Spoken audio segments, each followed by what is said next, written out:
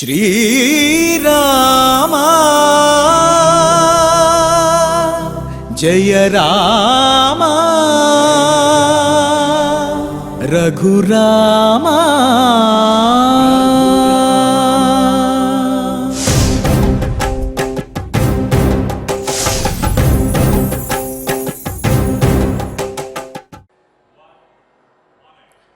ओं नमो वेंकटेशाय। असिंधु प्रकोपैरवन्ध्य प्रतापैः अबंधु प्रयाणैरमन्दस्मिताढ्यैः अदंड प्रवासैरखंड प्रबोधैः अरामाभिधेयैरलं दैवतैर्नः। తన కోపంతోటే సముద్రుని యొక్క గర్వాన్ని అణచినటువంటి వాడు, తిరుగులేని ప్రతాపం కలిగినటువంటి వాడు, ఎల్లప్పుడూ కూడా చిరుమందహాసంతో చిద్విలాసంతో విరాజిల్లేవాడు, దండకారణ్యంలో రాక్షసులను సంహరించి మునులందరినీ కూడా సంరక్షించినటువంటి వాడు, ఆదర్శ పురుషుడైనటువంటి శ్రీరామచంద్రుణ్ణే మేము ఆశ్రయిస్తాము అని ఆ స్వామివారికి నమస్కరిస్తూ, తద్రూపాంతరుడైనటువంటి శ్రీనివాసుని యొక్క అనుగ్రహంతో భక్తులందరూ కూడా సకల సంపదలతోటి తొలతూగాలి అని, వివాహము కానిటువంటి వారికి వివాహం జరగాలి, వివాహమైనటువంటి దంపతులు అన్యోన్య దాంపత్యముతోటి వర్ధిల్లాలి, సత్సంతానాభివృద్ధి కలగాలి, కలిగినటువంటి సంతానం విద్యాభివృద్ధితోటి ఆయురారోగ్యముతోటి వర్ధిల్లాలి అని ఆకాంక్షిస్తూ తిరుమల తిరుపతి దేవస్థానం వారు స్వామివారి సమక్షంలో నిర్వహిస్తున్నటువంటి సకల సంపత్ప్రదమైన శ్రీమద్ రామాయణం బాలకాండ పారాయణ కార్యక్రమంలో నేటికి మనం 355వ రోజులో ప్రవేశించాము. మరి రాముని యొక్క బాల్యం నుండి కూడా రాముడు చేసినటువంటి ఆ పరాక్రమాలు, రాముడు చేసినటువంటి రాక్షస సంహారాన్ని మనం తెలుసుకుంటూ ఉన్నాం. మరి ఆ రాముని యొక్క శౌర్య పరాక్రమాలను, విజయ పరంపరలను అన్నమాచార్యులు కూడా వారి యొక్క సంకీర్తనలో వర్ణించారు. శ్రీ జి మధుసూదన్ రావు గారు, మన తిరుమల తిరుపతి దేవస్థానం అన్నమాచార్య ప్రాజెక్టు కళాకారులు, వారి బృంద సహకారంతో ఆలపించే వినుడిదే రఘుపతి విజయములు అనే సంకీర్తన ఆలకిద్దాము. ఓం నమో వెంకటేశాయ.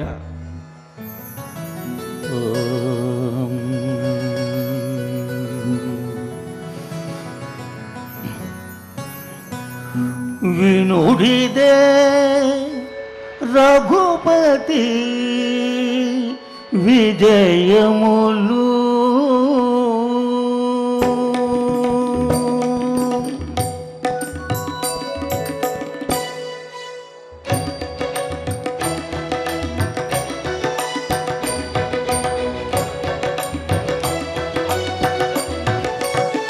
వినుడిదే రఘుపతి విజయములు, వినుడిదే రఘుపతి విజయములు, పనుబడి రాక్షస బాధలుడిగేను. వినుడిదే రఘుపతి విజయములు, పనుబడి రాక్షస బాధలుడిగేను. వినుడిదే రఘుపతి విజయములు.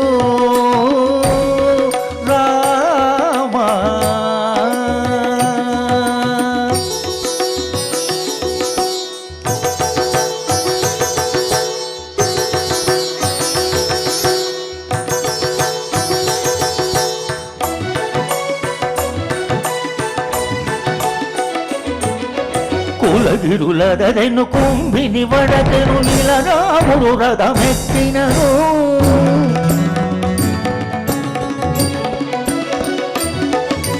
కులగిరులదెను కుంభిని వడకెను నీలరాముడు రథమెక్కినను. కలిగే వారిధులు కంపించే జగములు పలు విలునంగులు వగటినను.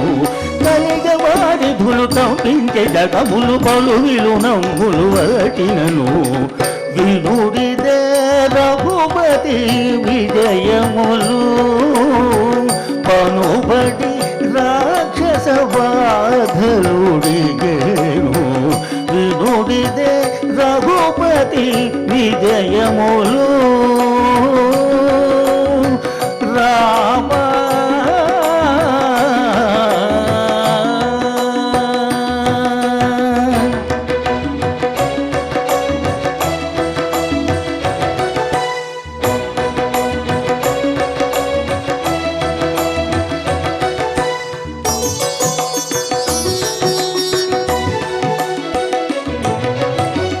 పిడుగులు దొరికెను పెనుగాలి విసర తొడబడి బాణము దొరికినను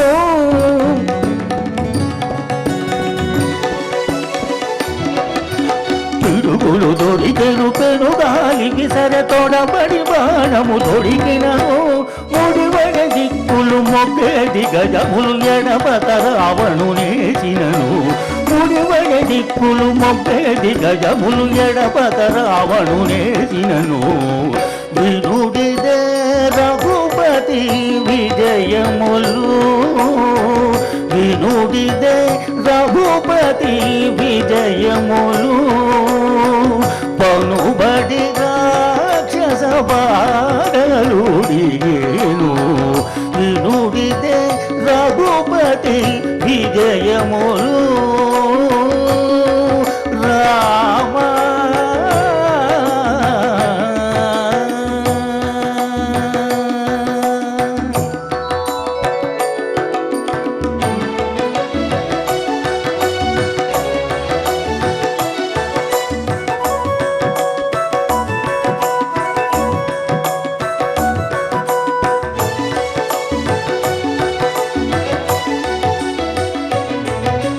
చుక్కలు డొల్లెను చుక్కె భూతములు తొక్కి అసురతల దుల్చినను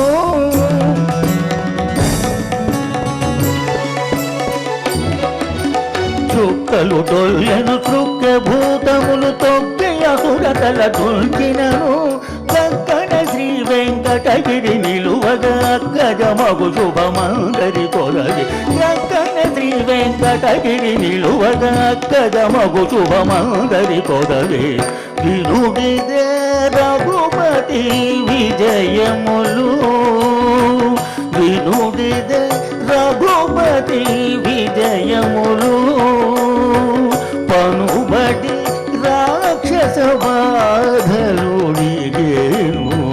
వినుడిదే రఘుపతి విజయములు పనుబడి రాక్షస బాధలుడిగేను వినుడిదే రఘుపతి విజయములు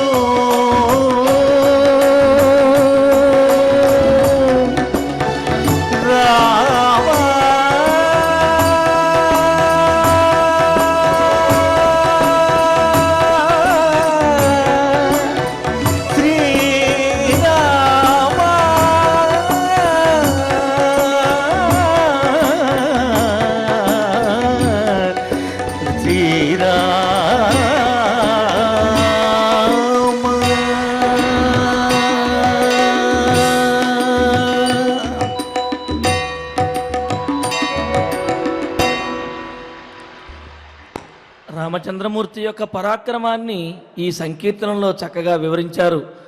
రాముడు ఎప్పుడైతే రథాన్ని ఎక్కాడో, రాక్షస సంహారానికి రాముడు ఎప్పుడైతే పూనుకున్నాడో అప్పుడు ఈ భూమండలం అంతా కూడా వణుకుతూ ఉన్నదిట. ఆకాశంలో పిడుగుపడుతున్నట్టుగా ఉన్నదిట. రాముడు ప్రయోగించే బాణముల యొక్క ధ్వనికి ఆకాశం నుండి పిడుగులు పడుతున్నాయా అన్నట్లుగా అందరూ కూడా ఆశ్చర్యంతో చూస్తూ ఉన్నారట. మరి ఇదే సన్నివేశం మనకు రావణాసురుడితో యుద్ధం చేసేటప్పుడు కూడా యుద్ధకాండలో మనకు గోచరిస్తూ ఉంటుంది. ఆదిత్య హృదయం అయిన తరువాత సూర్యుడు వచ్చి రాముడికి ధైర్యాన్ని చెప్పిన తరువాత అప్పుడు దేవేంద్రుడు రథాన్ని పంపిస్తాడు.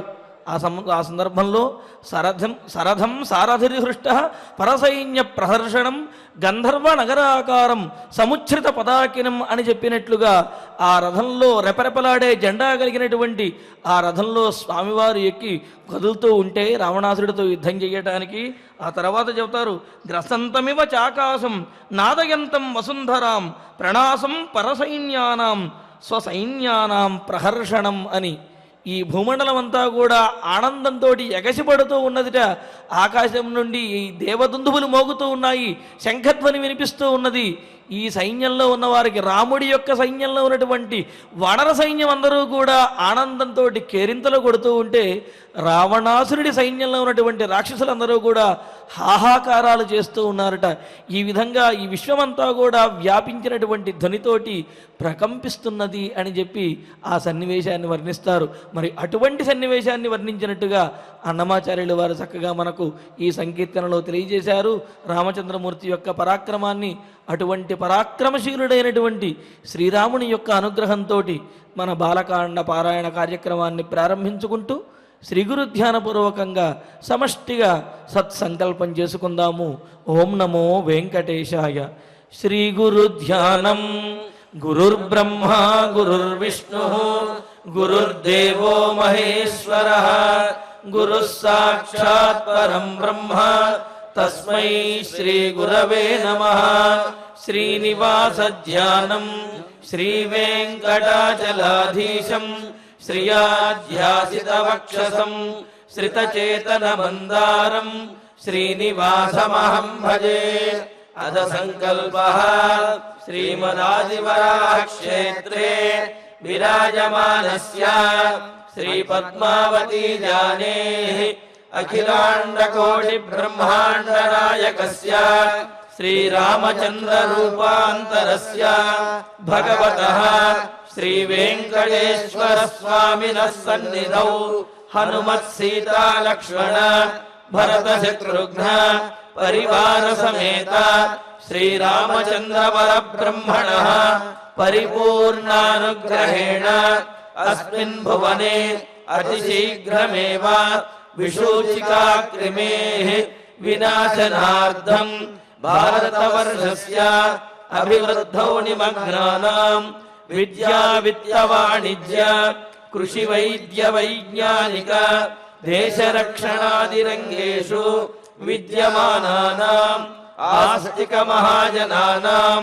సర్వేషాం సకుటుంబానాం ఆయురారోగ్య ఐశ్వర్య సద్బుద్ధి ఇత్యాది సర్వశుభ ఫల ప్రాప్త్యర్థం తేషాం సర్వతోముఖాభివృద్ధి ద్వారా శ్రీరామరాజ్యస్య పునర్వ్యవస్థాపనార్థం అనూఢానాం శీఘ్రమేవ వివాహ సిద్ధ్యర్థం దంపతీనాం అనుకూల దాంపత్య సిద్ధ్యర్థం సంతానార్థినాం శీఘ్రమేవ సత్సంతాన ప్రాప్త్యర్థం తదః పితృదేవతా ప్రీత్యర్థం గో సంరక్షణార్థం చ సకల సంపత్ప్రదే శ్రీమద్వాల్మీకి రామాయణాంతర్గతే బాలకాండే యథాశక్తి శ్లోక వ్యాఖ్యాన పురస్సరం 48 సర్గ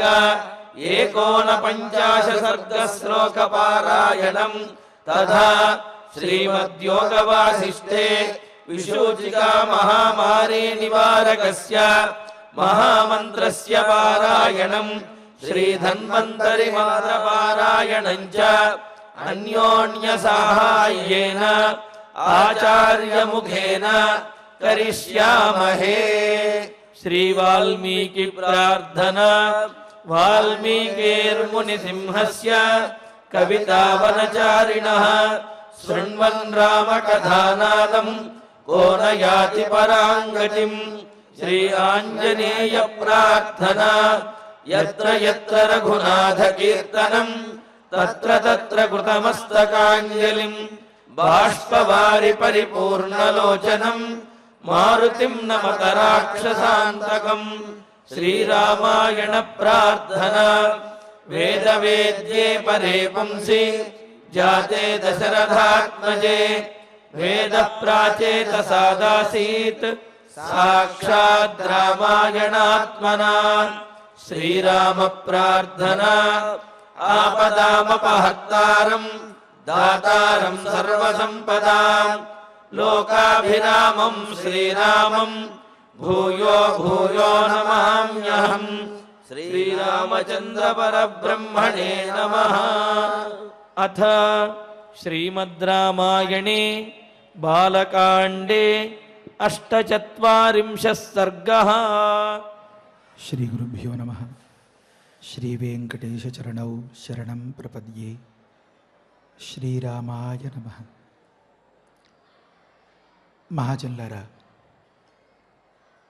పరమ పవిత్రమైనటువంటి శ్రీమద్ రామాయణంలో మొత్తం రామకథకు అంతకీ తొలిమెట్టుగా ఉన్నటువంటి బాలకాండలో అతి విలువైనటువంటి బ్రహ్మర్షులు విశ్వామిత్రులు రామచంద్రమూర్తికి చేసేటటువంటి ఉపదేశాల్లో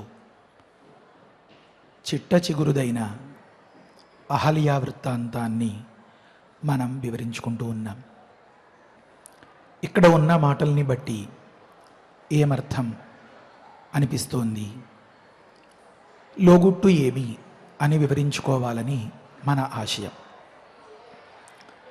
దీనికోసం ఇక్కడ దేవేంద్రుడు పలికినటువంటి కొన్ని మాటలు, అహల్య పలికినటువంటి కొన్ని మాటలు, వీటికి అపార్థాలు అనిపిస్తూ ఉంటే ఒక వ్యక్తి పలికినటువంటి మాట ఎలా అర్థం చేసుకోవాలి అనే దాని మీద, ఆ వ్యక్తి పలుకు మీద తుది నిర్ణయం, తీర్పు అనుకునే ముందు ఆ వ్యక్తి యొక్క వ్యక్తిత్వం ఎటువంటిదో గమనించాలి అని పెద్దలు చెప్తూ ఉంటారు. దేవేంద్రుడి గురించి మనం నిన్నటి రోజున అనుకున్నాం, అంతటి ఉత్తముడు, అంతటి మహనీయుడు. మరి అహల్య గురించి కాస్త వివరించుకోవాలి. ఇక్కడ ఉన్నటువంటి కథాఘట్టం మీకందరికీ లోకంలో ప్రసిద్ధమైనదే. ఇక్కడ మాటలు ఇలా అనిపిస్తున్నాయి, ఆక్షేపించేటటువంటి వారు ఒకలా ఆక్షేపిస్తున్నారు. కానీ సిద్ధాంతం అంటారు కదా, చిట్ట చిగురున తేలినటువంటి సారం అది కాదు. అక్కడ ఒక పరమ పవిత్రమైన కార్యమే సంకల్పించబడింది. అక్కడ జరిగినది అంతా కూడా మహోత్తమమైనటువంటి ఉత్కృష్టమైన సన్నివేశం. ఈ మాట కూడా మనం అనుకున్నాం. కనుక ఎవ్వరూ గాభరా పడవసరం లేదు. అయితే గీతే గాభరా ఉంటే నాకుండాలి. ఎందుకంటే దీన్ని మనం అనుకున్నటువంటి వృత్తాంతం ఆ అర్థం వచ్చేలాగా ఎలా చెప్పగలుగుతామా అని.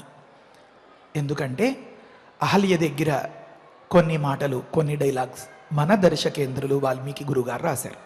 ఏమన్నారు అంటే, సహస్రాక్షుడు వచ్చినవాడు గౌతమ ముని వేషంలో, మారు వేషంలో వచ్చాడు అని తెలిసి కూడా దుర్మేధాహ, పాడుబుద్ధి కలిగినటువంటి ఆ అహల్య అలాంటి ఆలోచనను చేసింది, సై అంది అన్నట్లుగా అర్థం వస్తుంది అక్కడ. అంతకంటే కూడా కష్టంగా ఉన్నటువంటి మాట, ఏం సుఖమిచ్చేవయ్యా దేవేంద్ర అన్నట్లుగా, కృతార్థురాలను అయ్యాను అన్నట్లుగా ఉంది. దయచేసి ఎవరూ తొందరపడకండి. ఈ కథ భగవంతుడు మనకి ఎందుకు చెప్పిస్తున్నాడంటే, మనలో పట్టి ఉన్నటువంటి జన్మజన్మల నుంచి ఆర్జించినటువంటి మహా మహా మహా పాపాలన్నీ కూడా పటాపంచలు అయిపోయి అహల్య అహల్య అహల్య అహల్య అహల్య గౌతములు అని స్మరించడం ద్వారా ఆ అహల్య గౌతములు అనేటటువంటి పురాణ దంపతులకు పదార్పణం చేసుకున్నటువంటి ఆ శ్రీరామచంద్రమూర్తి ఏ విధమైనటువంటి ప్రయోజనాన్ని పొందాడో మనం కూడా అలాంటి ప్రయోజనాన్ని పొందాలి అని భగవంతుడు ఈ కొద్ది రోజులు మనకి ఈ కథాఘట్టాన్ని అనుగ్రహించాడనమాట. పరమపావనమైనటువంటి ప్రాతకాలం. ఇంకా చెప్పుకోవాలంటే చాలా చాలా విశేషాలు, చాతుర్మాస్య దివసాలు. అసలు ఈ కాలం గురించి, దీని గొప్పతనం గురించి, ఇప్పుడు చేసినటువంటి పుణ్యం గురించి ఇంత అని బేరీజు వేసి, తూకం వేసి చెప్పడానికి బ్రహ్మదేవుడికి కూడా వల్ల కాదు అని చెప్తారన్నమాట. కనుక అంతటి పరమపావనమైనటువంటి ఈ చాతుర్మాస్య పుణ్య దివసాల్లో మిగతా రోజులు, మిగతా కాలాలు, మిగతా గంటలు, పూటలు ఎలా గడిచిపోయినా ఈ ఒక్క గంట కాలమైనా మనం మన రాముడి కోసం వెచ్చించి పాపాల్ని కడిగేసేలాంటి అహల్యా వృత్తాంతంతో మనం గడిపేలాగా ఆ భగవద్ అనుగ్రహం మన యందు ఉంది అంటే, వ్యనక్తి కాలత్రితయేపి యోగ్యతాం అన్నట్లుగా మనం చాలా అదృష్టవంతులం అన్నమాట. కనుక గడబిడ లేకుండా కాస్త సావధానంగా వినాలి. అహల్య పరమపావని, పరమ పతివ్రత. అహల్య గురించి చాలా చోట్ల, చాలా పురాణాల్లో చాలా గొప్పగా వర్ణించబడి ఉంది.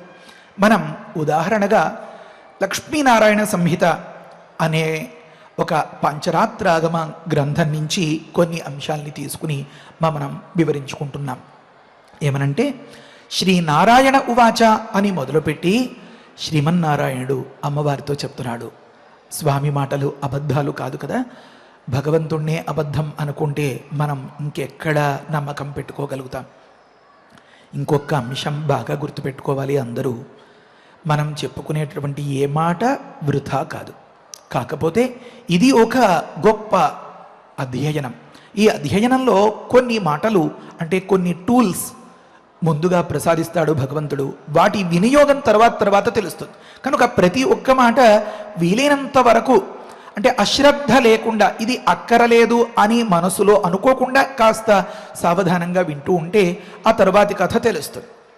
మరి ఇదే తరగతి గది అయితే పిల్లలందరినీ చుట్టూతా వేసుకుని వారి మధ్యలోకి చేరి బోర్డు మీద రాసి పుస్తకాలు తీయండి, ఆ పేజీలో ఏముంది, ఇక్కడేముంది చూడండి అని ముందుకి వెనక్కి అంతా తిప్పి వారి మనస్సులకు గొప్పగా సమాధానం అయ్యేలాగా చెప్పచ్చు.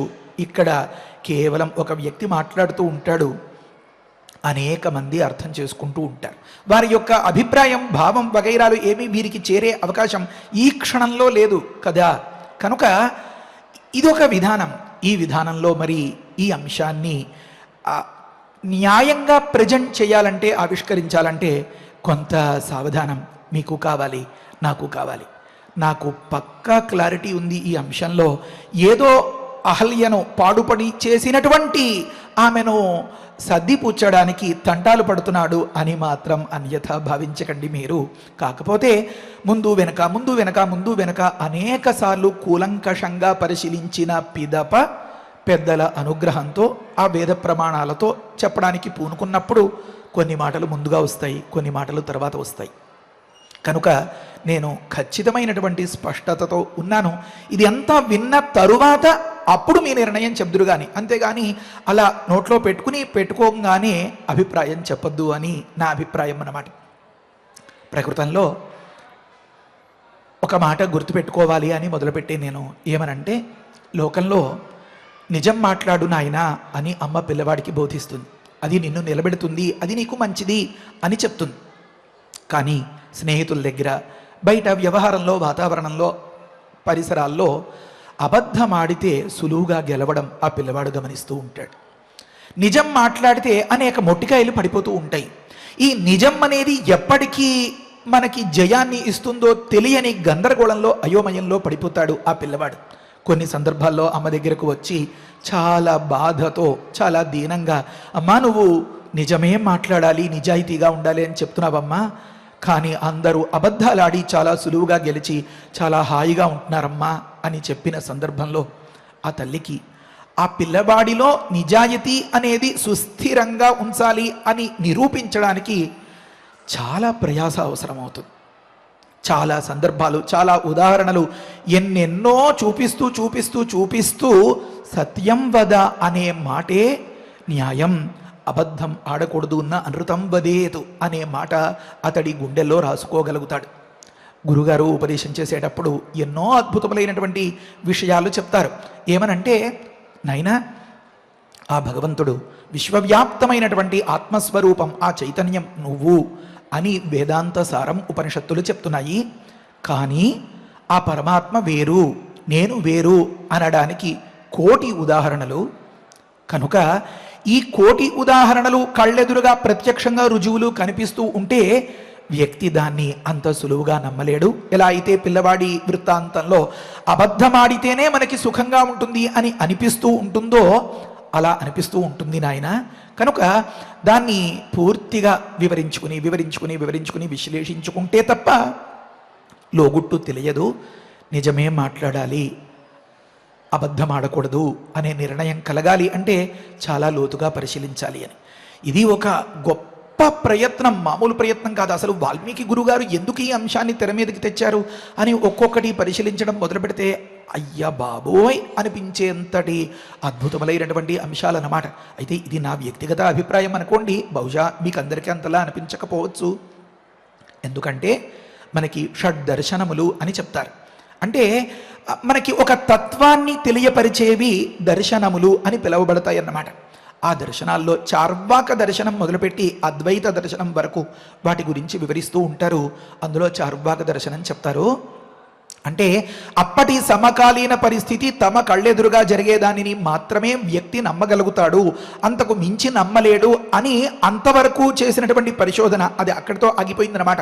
వారు అంటారు, ఈ భగవంతుడు భక్తి నివేదన చేయడం, ఎక్కడో ఉన్న భగవంతుడికి ముట్టడం, ఇదంతా ఇది అబద్ధం, ఇదేమీ కాదు, ఇది పూర్తిగా అవాస్తవం, ఇది బుద్ధి పౌరుషహీనానాం జీవికేతి అని మొదలుపెట్టి చెప్తారన్నమాట. చాతకానితనంతో ఏ విధమైనటువంటి ప్రయోజకత్వం లేని వారు మీరు పూజలు చేయండి, మీరు జపాలు చేయండి, హోమాలు చేయండి, మమ్మల్ని కార్యక్రమానికి పిలుచుకోండి, మాకు సంభావన ఇవ్వండి అని చెప్పి కొంతమంది ఒక తెగకు చెందిన వారు పొట్టపోసుకోవడం కోసం కల్పించినటువంటి ఒకానొక దురాచారం. ఇది నమ్మితే మోసపోతారు అని చార్వాక దర్శనంలో చెప్తారన్నమాట.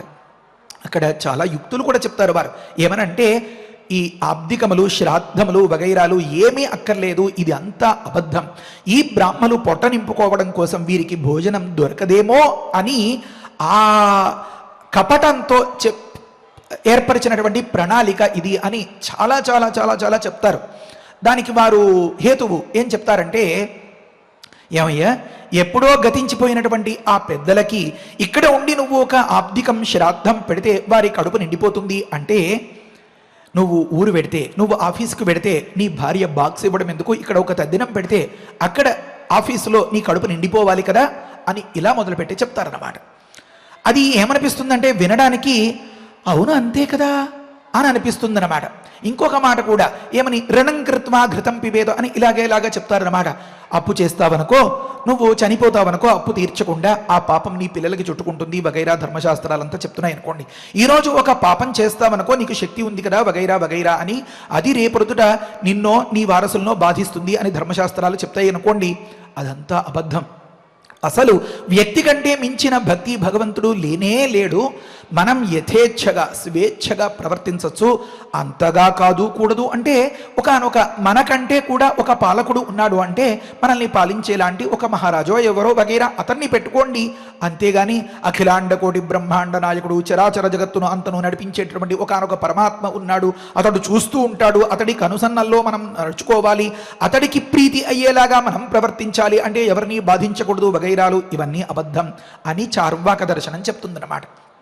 అంటే వారి దృష్టి వారి చూపు అక్కడ వరకే వెళ్ళి ఆగిపోయింది అని అన్నమాట.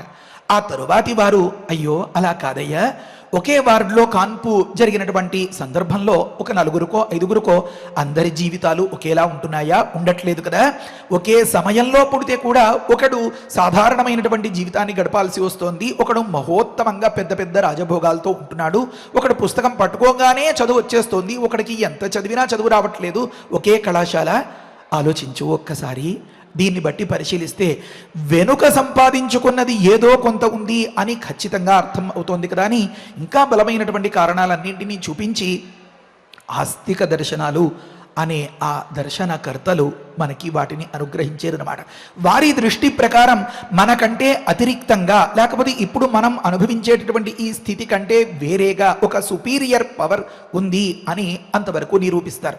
అలా వెళ్ళగా నువ్వు అనుభవించేటటువంటిదంతా కూడా ఇది మిథ్య, ఇది ఒకానొక కల్పితమైనటువంటి అంశం, అసలు రహస్యం వేరే, అది పరమానందం. దాన్ని అనుభవిస్తామా?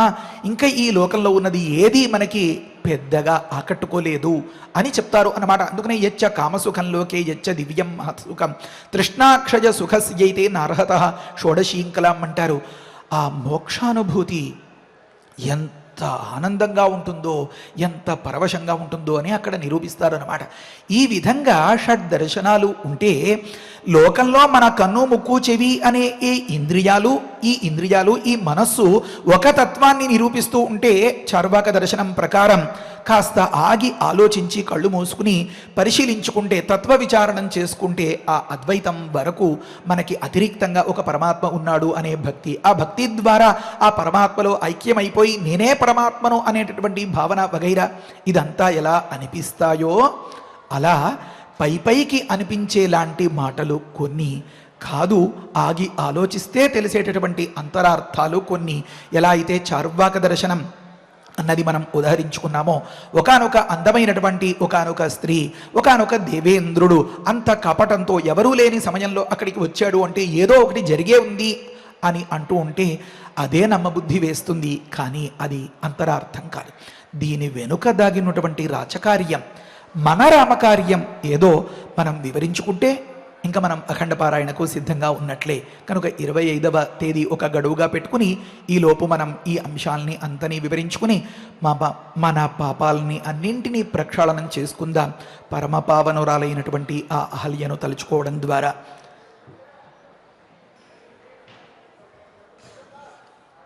ప్రకృతంలో పతివ్రత మహాత్మ్యాన్ని గురించి చెప్తూ, ఇది రామాయణంలో వాల్మీకి గురువుగారు చెప్పిన మాటల్లో కనపడదు, నేను చెప్తూ ఉంటాను, కాస్త సావధానంగా వినాలి మీరు. కాకపోతే శ్లోకం చెప్పడం వల్ల ఒక ప్రామాణ్య బుద్ధి ఏర్పడుతుంది అనేటటువంటి అంశంతో ఈ మాటల్ని అనుకుంటున్నామన్నమాట. శృణులక్ష్మి పతివ్రత అహల్యా సామర్థ్యం ఉత్తమం అద్భుతం అని మొదలుపెట్టి గౌతమస్య ఋషే పత్నితో అహల్యా అభూతు పతివ్రత అని చెప్తున్నారు స్వామి మన శ్రీమన్నారాయణుడు. ఏమనంటే, ఒకానొక సందర్భంలో కాస్త తీరికగా ఉన్నప్పుడు అమ్మవారు ఎప్పుడూ లోకోపకారం కోసం భర్తకు దగ్గరగా చేరి, నాథ నాకు ఈ విషయాన్ని వివరించరా అని అడుగుతూ ఉంటుంది. ఆ అమ్మవారి ముఖతః అంటే ఆ అమ్మవారి ద్వారా లోకంలోకి ఈ ఉపదేశాలు ఈ సందేశాలు అన్నీ అందుతూ ఉంటాయి అన్నమాట. కనుక భగవంతుడు చెప్తూ ఉంటాడు, అమ్మవారు ఆలకిస్తూ ఉంటుంది. కొన్ని సందర్భాల్లో పార్వత్యువాచ అని కనిపిస్తుంది. పార్వతీదేవి ప్రశ్నించను, పరమేశ్వర ఉవాచ, పరమేశ్వరుడు ఈ విధంగా బదులు పలికెను అని శ్రీరామ రామ రామేతి దగ్గర మనం గమనిస్తాం కదా. అలా వారు ఆదిగురువులు మనకి ఆ స్వామి శ్రీమన్నారాయణుడు చెప్తున్నాడు.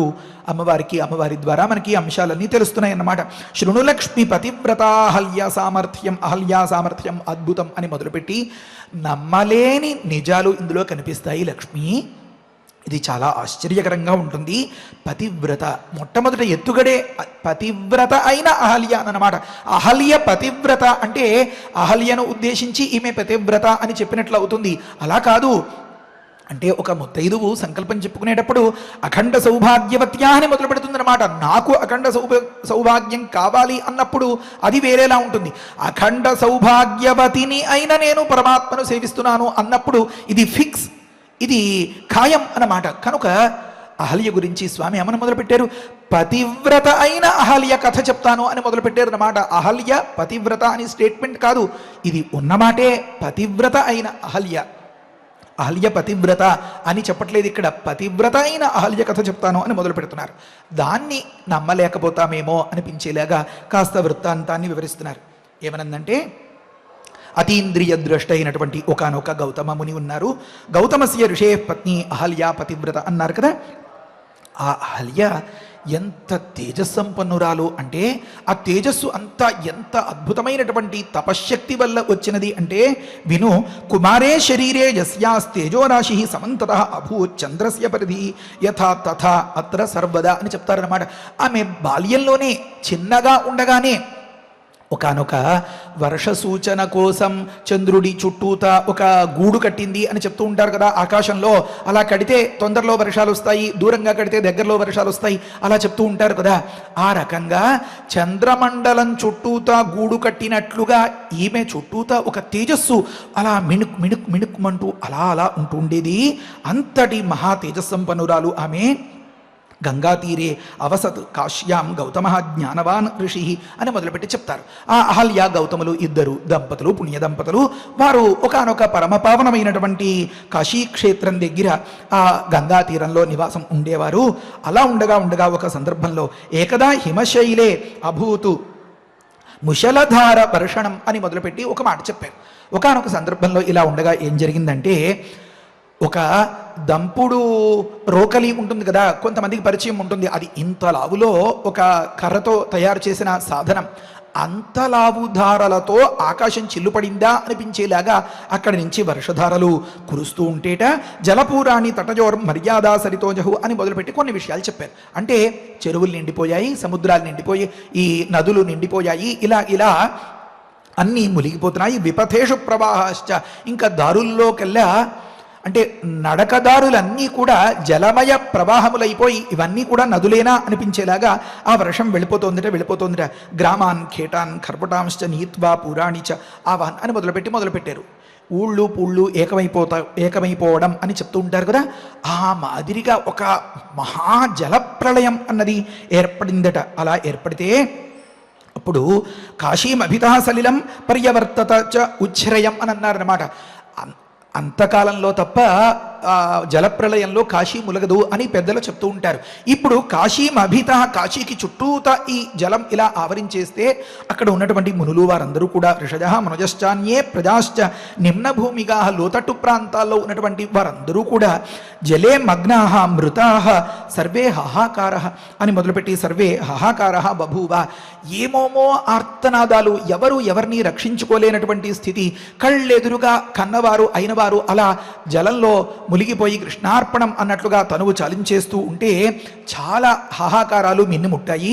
ఆ సందర్భంలో లక్షశః కోటిశస్తత్ర మగ్నాః జానపద స్థితాః మానవాః పశవః పక్షసహాయాః వనినస్తథ అని అన్నారు. అనేక మంది మానవులు, అనేకములైనటువంటి పశువులు, అనేకములైనటువంటి పక్షులు వగైరాలు, ఇవన్నీ కూడా ఈ వన్యమృగాలు ఇవన్నీ కూడా క్షణంలో ఈ శవాలై తేలుతున్నట్లుగా ఆ నీళ్లలో కొట్టుకుపోతూ ఉండడం కనిపిస్తోంది. ఆ సందర్భంలో శ్రీమన్నారాయణుడు లక్ష్మీ అమ్మవారితో చెప్తున్నారు ఈ మాటలు. గౌతమో ధ్యానమగ్నశ్చ దృష్టవాన్ విప్లవం లయం ధ్యానాద్ బహిః సమాగమ్య ప్రాహ పత్నీం అహల్యికాం అని చెప్తున్నారు. అంటే గౌతములు ఆ సమయంలో అలా నిష్ఠతో ధ్యానం చేసుకుంటూ ఉన్నారట. ఏమి ఈ హాహాకారాలు అని కొంతసేపటికి తనలోకి బాహ్యంలోకి వచ్చినటువంటి ఆ ముని దీన్ని అంతని చూస్తే ఒక్కసారిగా కడుపు చెరువైపోయిందనమాట, గుండె చెరువైపోయిందనమాట. ఆ బాధ తట్టుకోలేక ఈ వృత్తాంతం అంతా ఏం చెప్తుందంటే మనకి అహల్య గౌతములకు ఉండేటటువంటి చెప్పలేనంతటి గాఢానురాగం, అన్యోన్యతను చెప్తుందన్నమాట. వారిద్దరూ ఎలా ఉండేవారో, ఒక భర్త అంతటి సమాధినిష్టలో అంతటి తపస్సంపన్నుడుగా అలా ఉన్నా కూడా అతడి మనస్సుకి ఏదైనా కష్టం కలిగితే వెంటనే అహల్య దగ్గరికి వచ్చేసి చెప్తున్నాడు, అరే పశ్య లయం వారికృతం సర్వస్వనాశకం జలాన్యేతాని గంగాయా గ్రహంతే అభిద్రవంత్యపి అని మొదలుపెట్టి చెప్తున్నారన్నమాట. ఒసేమే చూడవే ఎంత ఉపద్రవం జరిగిపోతుందో, ఇవన్నీ కూడా మునిగిపోతున్నాయి, మన మీదకి ఇంకా ఇంకా అలా అలా నీటి మట్టం పెరిగిపోతూ మన ఇంటికి వచ్చేస్తోంది, అంతా కూడా జలమయంగా ఉంది. ఉచ్ఛ్రయేపి ప్రదేశే వై సమాగచ్చంతి వేగతః, చాలా వేగంగా ఎత్తైన ప్రాంతాలకి కూడా ఈ నీరు చేరిపోతోంది. అయితే పర్ణశాల తథా అహం త్వం బహిష్యామశ్చధేనభ అని మొదలుపెట్టి కొన్ని విషయాలు చెప్పారు. మన ఆవులు, నువ్వు, నేను, మనందరం కూడా ఏదైనా ఒకానొక సురక్షిత ప్రాంతానికి వెళ్ళిపోదామా? లేకపోతే మళ్ళీ ఇంతలోనే ఆలోచన ఏమనంటే, ఉన్నంతలోనే మనం ఉన్నటువంటి ఈ ప్రాంతమే కాస్త ఎత్తుగా ఉంది, మరి ఇక్కడి నుంచి ఎక్కడికి పెడతామే అని ఇలా పరి విధాల బాధపడుతున్నాడు ఆ గౌతమ ముని భార్యకు దగ్గరగా చేరి. బహుధా ప్రళయ జాతః న అద్యాపి స నివర్తతే. ఇది చాలా కాలం నుంచి ఈ వర్షం ఇలాగే కురుస్తోంది, ఇది ఇలా ఉండగా మనల్ని కూడా ముంచెత్తేసేలాగా ఉంది, ఇది తగ్గట్లేదు. కింకార్యం వద కళ్యాణి జలం సోపానమాగతం. ఏమేమే ఏదైనా చెప్పవే ఉపాయం. సోపానం అంటే మెట్లు అన్నమాట. మన ఇంటి మెట్లని కూడా దాటేసి ఇంకా వచ్చేస్తున్నట్లుందే అని చెప్తున్నాడు అనమాట. ఆ సందర్భంలో పిలుచుకున్నాడు చూడండి. ఉపాయం కింకార్యం వద కళ్యాణి అని చెప్తున్నాడు అనమాట. నా పాలిట సర్వమంగళ స్వరూపం నువ్వు అని గౌతముడు అంటే అంతటి కష్టం కలిగినటువంటి సందర్భంలో లోకంలో మనం కథలు కూడా వింటూ ఉంటాం. చిన్న పిల్లాడిలాగా ఒళ్ళో తలపెట్టుకుని ఏడ్చేస్తూ ఉంటే అప్పుడు ఆమె ఓదార్చింది తల నిమిరుతూ అని చెప్తూ ఉంటారే, ఆలుమగల అన్యోన్యతని నిరూపించేటప్పుడు చెప్తున్నారు ఇక్కడ కింకార్యం వద కళ్యాణి జలం సోపానమాగతం అని చెప్తున్నారన్నమాట. పశ్య వత్సాహ, ఈ చిన్ని లేగదూడలని చూడు. వత్సతర్య, ఆ పిల్లల్ని చూడు, దూడపిల్లల్ని, ఆవు పిల్లల్ని. క్రోశంతి జలదర్శనాదు, ఆ నీటిని చూసి అవి గట్టిగా అరిచేస్తున్నాయే, చాలా బాధాకరంగా ఉంది. కురు శీఘ్రం తథాయత్నం జీవామస్తు యథావయం. ఏమే నాకు చాలా భయంగా ఉంది, ఈ సందర్భంలో నువ్వు ఏం చేస్తావో తెలియదు, ఏదైనా నువ్వే చేయాలి అని చెప్పి ఆ భార్యకు దగ్గరగా జరిగి ఆ భార్య ద్వారా మాత్రమే మనం రక్షణను పొందగలుగుతాం అని నమ్మినటువంటి ఆ గౌతముడు ఆమెతో అలా పలికేడనమాట. అంటున్నారప్పుడు, నా అస్మాత్ గృహాతు అపరహ అత్ర ఉచ్ఛ్రయ దేశ గృహం వినా అని చెప్తున్నారన్నమాట. మనమున్న ప్రాంతం కంటే మరింక ఎత్తైన ప్రాంతం ఎక్కడ ఏమీ కనపడట్లేదు. మనుష్యాః ద్రుమమాలంబ్య జీవిష్యంతి యథాకథం గవాం కాబాదృశా సాధ్వి మహాకష్టం ఉపస్థితం. ఓ సాధ్వి శిరోమణి, ఓ ఓ పతివ్రత, నీ వల్లనే ఈ ఉపద్రవం తప్పడం అనేది, ఈ ముప్పు తప్పించుకోవడం అనేది సాధ్యం. కనుక నువ్వే ఏదైనా చెయ్యాలి. ఏమంటున్నారు అంటే, మానవులనుకో వాళ్ళు చెట్లు చేమలు అవి ఎక్కేసి రక్షించుకుంటున్నారు, ప్రాణరక్షణం చేసుకుంటున్నారు. కానీ గవాం కావాదృశాసాద్వి, మరి ఈ చతుష్పాద్ జంతువులుగా ఉన్నటువంటివి పాపం ఇవి ఏమవుతాయే, ఆ నీళ్ళలో మునిగిపోయి కొట్టుకెళ్ళిపోతున్నాయి అని బాధపడుతూ చెప్తున్నారన్నమాట. ఇత్యుక్త్వా గౌతమ దేవ శుశోచ అశ్రుభృత్ ఈక్షణ, అశ్రుభృదీక్షణ అన్నారన్నమాట. అంటే ఈ విధంగా చెప్పి ఎంతో పరితాపంతో ఆ దయతో కరిగిపోయినటువంటి ఆ మనస్సు ఆర్ద్రమైపోయి ఆ కళ్ళల్లోంచి నీటిలాగా ధారలుగా ఆ దయంతా అలా ప్రవహించేస్తూ ఉంటే అహల్య దగ్గరగా చేరి ఏడుస్తూ ఆ అహల్య ఒళ్ళో తలకై పెట్టుకుని అంతలాగా ప్రాధేయపడుతున్నాడనమాట. అంటే ఈ ఉత్పాతాన్ని, ఈ ఉపద్రవాన్ని రక్షించాల్సింది నువ్వే అని. అంటే ఆ గౌతమమునికి ఆ అహల్య పట్ల ఎంతటి ప్రేమానురాగాలో, ఆమె పట్ల ఎంత నమ్మకమో, ఆమె తపశ్శక్తి ఏ పాటిదో ఆ గౌతమని అంతరంగాన్ని అంతని మన శ్రీమన్నారాయణుడు ఉదహరిస్తున్నాడు అనమాట. అప్పుడు అహల్య చెప్తోంది ఏమని, అహల్యా ప్రాహతం, అహల్య ఆ గౌతముడితో అంటోంది, స్వామిన్ నాథ యద్భావి తద్భవిష్యతి, ఏది జరగాలని రాసిపెట్టుంటే అది జరుగుతుంది. మీరెందుకు ఇంత చిన్న పిల్లవాడిలాగా ఇలా ఏడ్చేస్తూ ఇలా ఉండడం బాగుందా? ఇది ఎంత మాత్రం ఉచితం కాదు అని చెప్పి కళ్ళనీళ్లు తుడిచి ఊరుకోపెట్టి పరం పతి ఉపస్పృశ్య, ఆ పతిని ఓదార్చి దగ్గరగా అంత చిన్న పిల్లాడిలాగా ఒళ్ళో తలపెట్టుకుని ఏడు చేస్తున్నట్లుగా ఉన్నటువంటి ఆ గౌతమ మునిని కాస్త ఓదార్చి, ఇత్యుక్తమా ప్రజౌ సాధ్వీ శీఘ్రం పర్ణగృహాంతరం, ఆ వీధరుగు మీద కూర్చుని ఈ మాటలాడుకున్నటువంటి ఆ సందర్భంలో ఆ గౌతమ మునిని కాస్త ఊరుకోపెట్టి అక్కడి నుంచి లేచి లోపలికి వెళ్ళిందట పర్ణశాలలోకి. అంటే ఈ వృత్తాంతాలు అహల్యకు ఆ భర్త పట్ల అంతటి ప్రేమానురాగాలు అనే అంశాన్ని ప్రతిపాదిస్తాయి. అహల్యకు ఆ భర్త యందు అంతటి పరిపూర్ణమైనటువంటి తృప్తి, సంతోషం అనే అంశాల్ని చెప్తాయి.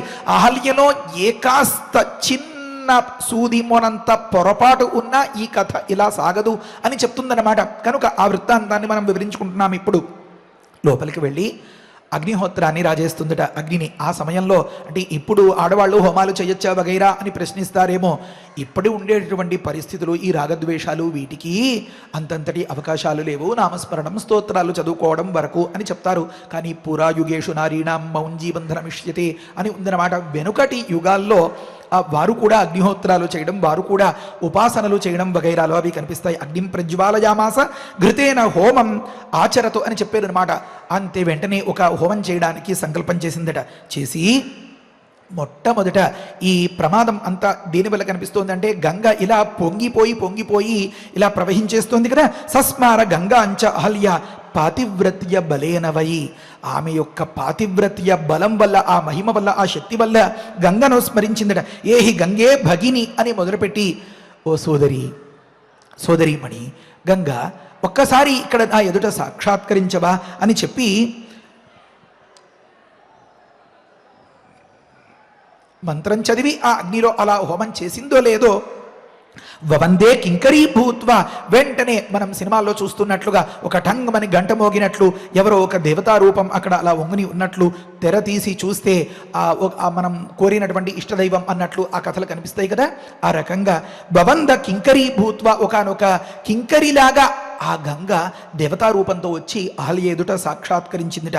అలా సాక్షాత్కరిస్తే ఈ ప్రళయంతే జలాని అద్య కుర్వంతి ప్రాణినాం అని మొదలుపెట్టి ఈ ప్రాణులందరూ నీ ప్రవాహం వల్ల ఇలా కొట్టుకుపోతున్నారు, ప్రాణాలు విడిచిపెట్టేస్తున్నారు, చాలా ప్రమాదంగా ఉంది, తక్షణమే నువ్వు దీన్ని ఉపసంహరించాలి అని చెప్తుందట. అప్పుడు వెంటనే గంగ అంటుంది, నా వల్ల ఏమవుతుంది, నేను ప్రవహించడం నా స్వభావం, దీనికి అడ్డుకట్టగా ఉండాల్సినవి పర్వతాలు అవి, కనుక అవి ఈ నీటిని అడ్డుకోకుండా విడిచిపెట్టేస్తుండడం వల్ల ఈ విధమైనటువంటి ఉత్పాతం జరుగుతోంది అని మొదలు పెడితే వెంటనే ఆ పర్వతాల్ని, హిమాలయం వగైరా వాటిని ఆవాహన చేస్తుంది. ఆ తర్వాత వరుసగా ఒక్కొక్కరు చెప్తారనమాట, నా వంతు ఏముంది, నాదేముంది, నేనేం చేయగలుగుతాను అని చెప్పి అలా చెప్తూ ఉంటే వరుణుణ్ణి పిలుస్తుంది, యముణ్ణి పిలుస్తుంది, ఇంకా ఇంద్రుణ్ణి పిలుస్తుంది. ఇంకా మేఘాల్ని పిలుస్తుంది. ఇలా పిలుస్తుంటే నా సంహరంతి మేఘావై వృష్టిం ప్రళయకారణీం, ఇంతమందిని ఈ రకంగా ప్రసన్నం చేసుకున్నా ఇంకా మేఘాలు వర్షాన్ని ఎక్కడ ఆపకుండా ఉంటే అప్పుడు అంటారు ఆహుత్యా జలదం తత్ర సస్మార ధృతమానస అంటుంది. అగ్నిలో హోమం చేస్తూ ఉండడం, ఆ దేవతను స్మరించేటప్పటికల్లా ఆ దేవత ఆ ఈ బాహ్యమైనటువంటి రూపాన్ని విడిచిపెట్టి దేవతా రూపంతో అక్కడ ప్రత్యక్షమవ్వడం, ఇలా జరుగుతూ ఉండగా చెప్తారు ప్రకంపంతః ప్రతస్థుశ్చ, వణికిపోతూ ఏమీ చేయలేని స్థితిలో వారందరూ కూడా తిరుగుముఖం పడతారు. కానీ దీన్ని ఆపలేకపోతారు. ఇలా ఉండగా దేవేంద్రుడి వంతు వస్తుంది. దేవేంద్రుడిని పిలుస్తుంది. వాళ్ళు ఒక్కొక్కరు చెప్తారు ప్రాహు మాతః నో దోష, అమ్మా మా తప్పు ఏమీ లేదమ్మా, మాకు ప్రభువుగా ఉన్న తన యొక్క శాసనాన్ని బట్టి మేము ఇలా ప్రవర్తిస్తున్నాం. ఇలా చెప్పుకుంటూ వెళ్తే అప్పుడు ఇంద్రం సంస్మార మంత్రేణ అంటుందన్నమాట. దేవేంద్రుణ్ణి సైతం చిటికల మీద అక్కడికి రప్పిస్తుంది. అప్పుడు ఆ వ్యవహారం అంతా సర్దుకుంటుంది. చిట్ట చివరికి అది తాత్పర్యం. అప్పుడు దేవేంద్రుడు అనుకుంటున్నాడు మృతోహం నాశితోహంచ రక్షంతు దేవతాగణా అని మొదలుపెట్టి అమ్మ బాబోయ్ ఈ పాతివ్రత్య మహిమ ముందు మేము ఎవరమూ ఆగలేకపోతున్నాము అనుకున్నటువంటి ఆ దేవేంద్రుడు దాన్ని అంతని కూడా ఉపసంహరింపచేసి ఆ ఉత్పాతాన్ని ఆపుతాడు. అలా ఆపితే అప్పుడు ఇంద్రుడు, మేఘములు, పర్వతములు, గంగ ఇవన్నీ వరుసగా అనుకూలించి ఆ ఉత్పాతం ఆగితే అప్పుడు మళ్ళీ వెంటనే వీరికి ఈ చనిపోయినటువంటి వారందరూ కనిపిస్తారు. ఆ చనిపోయినటువంటి వారందరినీ కూడా బతికించమని మళ్ళీ యముణ్ణి ప్రార్థిస్తుంది. యముడు అమ్మ నా వల్ల ఏమవుతుంది, నేను ఒక పరిధికి లోబడి ప్రవర్తిస్తున్నవాడిని అని చెప్తే అలా వరుసగా వెళ్ళగా శ్రీ మహావిష్ణువు వంతు వస్తుందన్నమాట. మనకి సమయం మించిపోతుంది కనుక ఈ కథను త్వరగా జరిపించేసుకుంటున్నాం. ఏమనంటే భగవాన్ తదా ప్రాహ కురు సంకల్పమేవ అంటున్నాడనమాట పరమాత్మను అడిగింది. జీవయ ఏతాన్ హరే కృష్ణ అకాల మృత్యుమాస్థితాన్, వీరందరూ అన్యాయంగా అకాలంలో ఆయువు తీరే లోపే చనిపోయారు కృష్ణ పరమాత్మ, కనుక వీరిని జీవయ, వీరిని బతికించవా అని ప్రార్థిస్తే పరమాత్మ అంటాడు నా వల్ల కూడా కాదమ్మా, కానీ మరి వీరిని బతికించాలంటే ఒక ఉపాయం ఉంది. ఏమాది ఉపాయం అంటే యది ధర్మ పాతివ్రత్యాత్మక సంకల్పిత మయా తదా వృష్టి ప్రవేగేన మృతా జీవంతు జంతవ అని నువ్వు ఇలా ప్రమాణం చేయి అంటున్నాడు అనమాట. ఏమని, నేనే కనుక కలలోనైనా నా పతిని తప్ప వేరొకరిని ధ్యానించని పతివ్రతను అయినట్లయితే ఆ పాతివ్రత్య ధర్మమే కనుక నాలో సంపాలిత నిలబెట్టుకోబడినదే అయితే తదా వృష్టి ప్రవేగేన మృతా, ఈ వరదల వల్ల మరణించినటువంటి వీరందరూ కూడా జీవంతు జంతవ, సకల ప్రాణులు కూడా మళ్ళీ యథాపూర్వంగా లేచి హాయిగా సంతోషంగా కిలకిల్లాడుతూ ఉండాలి అని ఇలా సంకల్పం చెయ్యమ్మా అని చెప్తాడనమాట. భగవాన్ తాం తదా ప్రాహ కురు సంకల్పమేవ, నువ్వు ఇలా సంకల్పం చెయ్యమ్మా, ఇలా ప్రతిజ్ఞ చెయ్యమ్మా అని. అప్పుడు ఇత్యాజ్ఞయా హరేస్తత్ర, ఆ శ్రీహరి చేసినటువంటి ఆ ఆజ్ఞ వల్ల, ఆ ఆజ్ఞ ద్వారా తయా అహల్యాఖ్యయా కృత సంకల్ప, ఆ అహల్య సంకల్పం చేస్తుంది తావదేవ ఏతే జీవితా దేహినః అఖిలాః, ఇలా అహల్య శపథం చేస్తుందో లేదో తత్క్షణమే అందరూ ఆశ్చర్యపోయేలాగా వారందరూ కూడా లేచి నిలబడి సంతోషంగా గెంతుకుంటూ వారి తల్లిదండ్రుల్ని కలుసుకుని ఆనందించడం వగైరాలు కనిపిస్తాయన్నమాట. ఆ సందర్భంలో ఆ సముద్ర పర్యంతం యావంతః జీవితాస్తదా తాంస్తు హర్యాజ్ఞయా గంగా మేఘాశ్చ ఇంద్రారజస్సురాః హిమాద్రిః సలిలేశశ్చ రుద్రః సంకర్షణః అని మొదలుపెట్టి ఇదంతా అప్పటి వరకు పిలిచి ఈ పని తమ వల్ల కాదు అని చేతులెత్తేసినటువంటి వారందరూ కూడా ఏకగ్రీవంగా అహల్య చుట్టూతా చేరి ఎంతటి ఉత్తమ సాధ్వీ శిరోమణివమ్మ నువ్వు, ఎంతటి పాతివ్రత్య మహిమ నీది, మా వల్ల కానటువంటి దానిని కూడా నువ్వు సాధించావా తల్లి అని చెప్పి వారికి ప్రణమిల్లి ఆ అహల్య గౌతములకు వారి ఆశీర్వచనములను పొంది వెళ్ళారు అని చెప్తారు. ఆ శ్రీ మహావిష్ణువు కూడా ఆ గౌతమ పత్ని అయినటువంటి ఆ అహల్యను ఎంతో గొప్పగా కొనియాడతాడు. ఆ సందర్భంలో సురూపాం సుసమర్థాంతాం నవయౌవన సుందరీం నత్వా సర్వే, ఏది కల్పించిన మాట కాదండోయ్, మొత్తం వారందరూ కూడా ఆ అహల్యకు ప్రణమిల్లి అక్కడి నుంచి వచ్చిన దారిలోనే వారి చోట్లకు వెళ్తారు అని చెప్తారు. ఇలా ఉండగా చిట్ట చివరికి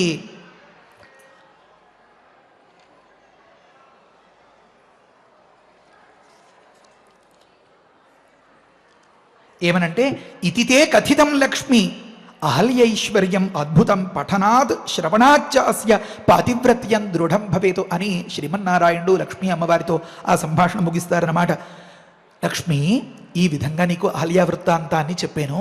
ఇది ఎవరైతే పఠిస్తారో, ఎవరైతే వింటారో వారందరికీ కూడా ఆ పాతివ్రత్య మహిమ చాలా మహాద్భుతంగా వారిని వరించి వారిని అనుగ్రహిస్తుంది ఆ అహల్య అని చెప్తున్నారన్నమాట. ఇది శ్రీ లక్ష్మీనారాయణీయ సంహితాయాం ప్రథమే కృతయుగ సంతానే పతివ్రతా మాహాత్మ్యే అహల్యాయా పాతివ్రత్య ప్రతాపేన అతివృష్టౌ కాశీ సంప్లవే గంగా హిమాద్రి మేఘ ఇంద్ర వరుణ రుద్ర సంకర్షణ యమ నారాయణాది ఆగమ అతివృష్టి శమనం మృతానాం జీవనం ఇంద్రస్య అని మొదలుపెట్టి ఆ కథంతా అలా చెప్పుకొచ్చారనమాట.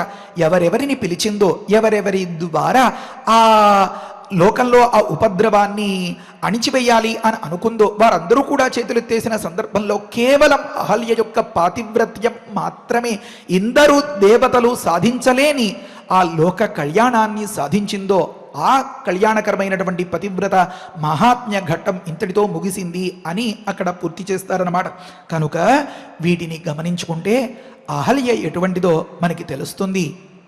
ఇంకా గౌతమ ముని ఎటువంటి వాడో మనం కాస్త గమనించి అప్పుడు ఈ చెప్పినటువంటి మాటలకు ఏమి అర్థాలు ఉన్నాయి అని కాస్త వివరించుకుందాం. అలా వివరించుకున్న తర్వాత అసలు ఇందులో లోక కళ్యాణం ఏమి దాగి ఉంది, ఆ సన్నివేశంలో ఇంద్రుడు తను శాపాన్ని పొందాడు, సరే అంతటితో సరిపెట్టుకోకుండా మరి అహల్యను కూడా శపించేలాగా ఇంద్రుడే ఏదైనా చేసేడా, లేకపోతే ఇంకా మిగతా కథంతా అది తినబోతూరు చెందుకు తదుపరి ప్రవచనాల్లో మనం వాటిని వివరించుకుందాం. చిట్ట చిగురికి అహల్య శిలగా మారిందా, లేకపోతే వాల్మీకి గురువుగారు చెప్పినట్లుగా ఏదైనా అంటే అదృశ్య రూపంలో ఉందా? ఎందుకు అదృశ్య రూపం? ఈ అదృశ్య రూపంతో ఇంతకాలం ఉండి ఇంత తపస్సు చేయడం ఎవరి కోసం, ఎందుకోసం?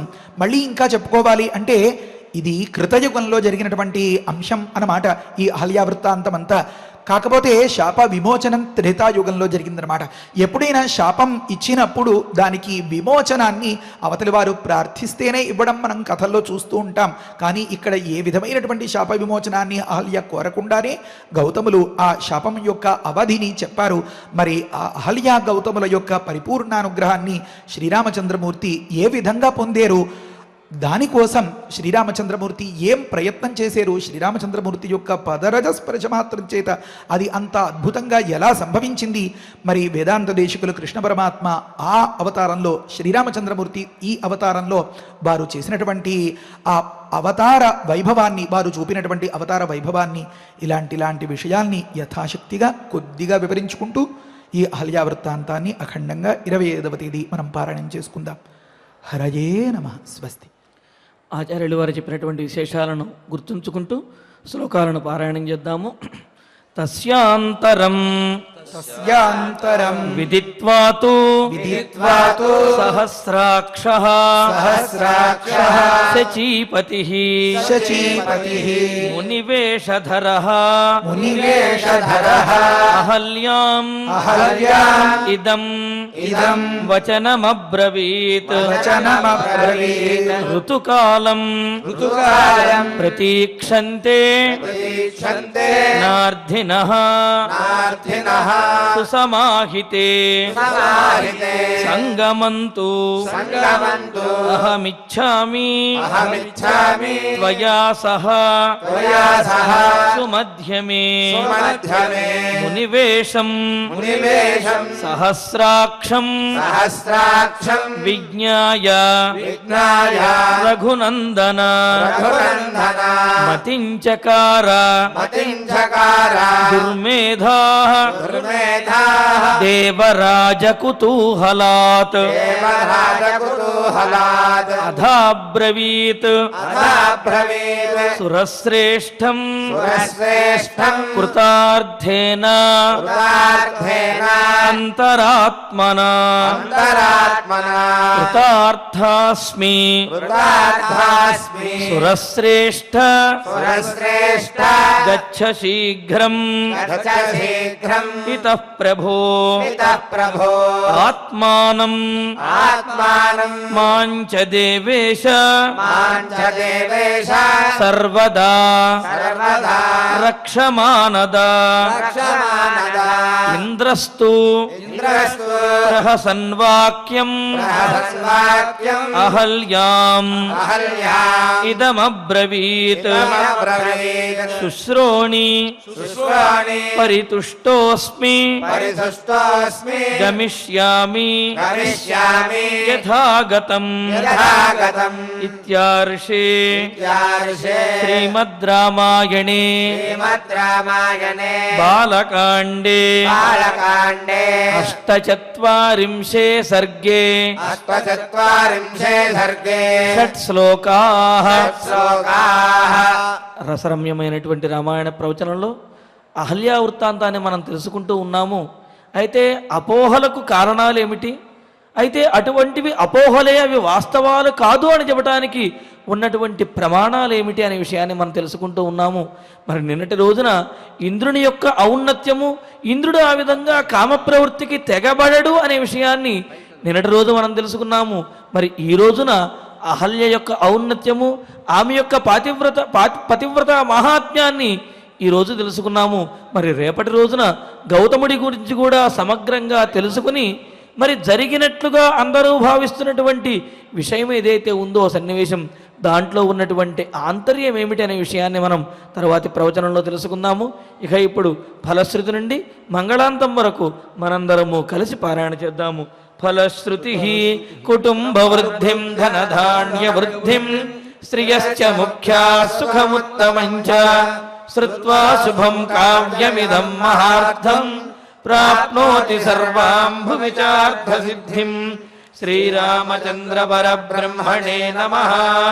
అథ శ్రీమద్యోగవాసిష్ఠే ఉత్పత్తి ప్రకరణే ఏకోనసప్తతితమః సర్గః. శ్రీవసిష్ఠ ఉవాచ అధ వర్షసహస్రేణ తాం పితామహాయయౌ దారుణం హి తపస్సిద్ధ్యై విషాగ్నిరపి శీతలః మనసైవ ప్రణమ్యైనం సా తథైవ స్థితా సతి కోపరః క్షుచ్ఛమాయాలం ఇతి చింతాన్వితాభవతు. ఆస్మృతం ప్రార్థయిష్యేహం వరమేకమిమం విభుం అనాయసీ చాయసీ చ శ్యామహం జీవసూచికా. అస్యోక్త్యా ద్వివిధా సూచిః భూత్వా లక్ష్యావిశామ్యహం ప్రాణినాం సహ సర్వేషాం హృదయం యథాభిమతమేతేన గ్రసేయం సకలం జగత్ క్రమేణ క్షుద్వినాశాయ క్షుద్వినాశః పరం సుఖం ఇతి సంచింతయంతీంతాం ఉవాచ కమలాలయః. అన్యాదృశ్యాస్తథా దృష్ట్వా స్తనితాభ్రరవోపమం బ్రహ్మోవాచ పుత్రికర్కటికే రక్షః కులశైలాభ్రమాలికే ఉత్తిష్ఠత్వంతు దుష్టోస్మి గృహాణాభిమతం వరం. కర్కట్యువాచ భగవన్ భూతభవ్యేశ శ్యామహం జీవసూచికా అనాయసీ చాయసీ చ విధేర్పయసి చేద్వరం. శ్రీవసిష్ఠ ఉవాచ ఏవమస్మిదితా ముక్త్వా పునరాహ పితామహః సూచికా సోపసర్గా త్వం భవిష్యసి విశూచికా. సూక్ష్మయా మాయయా సర్వలోకహింసాం కరిష్యసి. దుర్భోజనా దురారంభాః మూర్ఖా దుస్థితయశ్చ ఏ దుర్దేశవాసినో దుష్టాః తేషాం హింసాం కరిష్యసి. ప్రవిశ్యాహృదయం ప్రాణైః పద్మప్లీహాదిబాధనాత్ వాతలేఖాత్మికా వ్యాధిః భవిష్యసి విశూచికా. సగుణం విగుణం చైవ జనమాసాదయిష్యసి. గుణాన్విత చికిత్సార్థం మంత్రోయంతు మయోచ్యతే. బ్రహ్మోవాచ హిమాద్రేరుత్తరే పార్శ్వే కర్కటీ నామ రాక్షసి. విశూచికాభిధానాసా నామ్నాప్యన్యాయ బాధికా. తస్యాః మంత్రః ఓం హ్రీం హ్రాం హ్రీం రాం విష్ణుశక్తయే నమః. ఓం హ్రీం హ్రాం హ్రీం రాం విష్ణుశక్తయే నమః. ఓం హ్రీం హ్రాం హ్రీం రాం విష్ణుశక్తయే నమః. ఓం నమో భగవతి విష్ణుశక్తిమేనాం. ఓం హర హర నయ నయ పచ పచ మధ మధ ఉత్సాదయ ఉత్సాదయ దూరే కురు స్వాహ హిమవంతం గచ్చ జీవ సహ సహ సహ చంద్రమండలగతోసి స్వాహ ఓం నమో భగవతి విష్ణుశక్తి మేనాం ఓం హర హర నయ నయ పచ పచ మధ మధ ఉత్సాదయ ఉత్సాదయ దూరే కురు స్వాహ హిమవంతం గచ్చ జీవ సహ సహ సహ చంద్రమండలగతోసి స్వాహ ఓం నమో భగవతి విష్ణుశక్తి మేనాం ఓం హర హర నయ నయ పచ పచ మధ మధ ఉత్సాదయ ఉత్సాదయ దూరే కురు స్వాహ హిమవంతం గచ్చ జీవ సహ సహ సహ చంద్రమండలగతోసి స్వాహ ఇతి మంత్రే మహామంత్రం న్యస్య వామకరోదరే మార్జయేదాతురాకారం తేన హస్తేన సంయుతః హిమశైలాభిముఖ్యేన విద్రుతాం తాం విచింతయేత్ కర్కటీం కర్కశాక్రందాం మంత్రముద్గరమర్దితాం ఆతురం చింతయేచ్చంద్రే రసాయన హృది స్థితం అజరామరణం యుక్తం ముక్తం సర్వాధివిభ్రమైః సాధకో హి శుచిర్భూత్వా స్వాచాంతస్సు సమాహితః క్రమేణానేన సకలాం ప్రోచ్ఛినత్తి విశూచికాం ఇతి గగనగతః త్రిలోకనాథః గగనగ సిద్ధగృహీత సిద్ధమంత్రః గతః ఉపగత చక్రవంద్యమానః నిజపురం అక్షయం ఆయం ఉజ్వలశ్రీః ఇతి శ్రీమద్యోగవాసిష్ఠే ఉత్పత్తి ప్రకరణే 69తమః సర్గః అద ధన్వంతరి ధ్యానం అచ్యుతానంద గోవింద విష్ణో నారాయణామృత రోగాన్మే నాశయాశేషాన్ ఆశు ధన్వంతరే హరే ఆరోగ్యం దీర్ఘమాయుష్యం బలం తేజోధియం శ్రియం స్వభక్తేభ్యోనుగృహ్ణంతం వందే ధన్వంతరిం హరిం ధన్వంతరేరిమం శ్లోకం భక్త్యా నిత్యం పఠంతి యే అనారోగ్యం న తేషాం స్యాత్ సుఖం జీవంతి తే చిరం ఓం నమో భగవతే వాసుదేవాయ ధన్వంతరయే అమృత కలశ హస్తాయ వజ్రజలౌక హస్తాయ సర్వామయ వినాశనాయ త్రైలోక్యనాథాయ మహావిష్ణవే స్వాహ ఓం వాసుదేవాయ విద్మహే సుధాహస్తాయ ధీమహి తన్నో ధన్వంతరి ప్రచోదయాత్ అధనవగ్రహ ప్రార్థన ఆరోగ్యం పద్మబంధుర్వితరతు నితరాం సంపదం సీతరశ్మిః భూలాభం భూమిపుత్రః సకలగుణయుతాం వాగ్విభూతిం చ సౌమ్యః సౌభాగ్యం దేవమంత్రి రిపుభయశమనం భార్గవః శౌర్యమార్కిః దీర్ఘాయుస్సైభిజేయః విపులతరయశః కేతుః ఆచంద్రతారం అరిష్టాని ప్రణశ్యంతు దురితాని భయాని చ శాంతిరస్తు శుభం మేస్తు గ్రహాః కుర్వంతు మంగళం అధ క్షమా ప్రార్థన యదక్షరపదభ్రష్టం మాత్రాహీనం చ యద్భవేత్ తత్సర్వం క్షమ్యతాం దేవ నారాయణ నమోస్తుతే అధ భగవత్ సమర్పణం కాయేన వాచా మనసేంద్రియైర్వా బుద్ధ్యాత్మనా వా ప్రకృతే స్వభావాత్ కరోమి యద్యత్ సకలం పరస్మై నారాయణాయేతి సమర్పయామి అధ మంగళం శ్రియః కాంతాయ కళ్యాణ నిధయే నిధయేర్ధినాం శ్రీ వెంకట నివాసాయ శ్రీనివాసాయ మంగళం.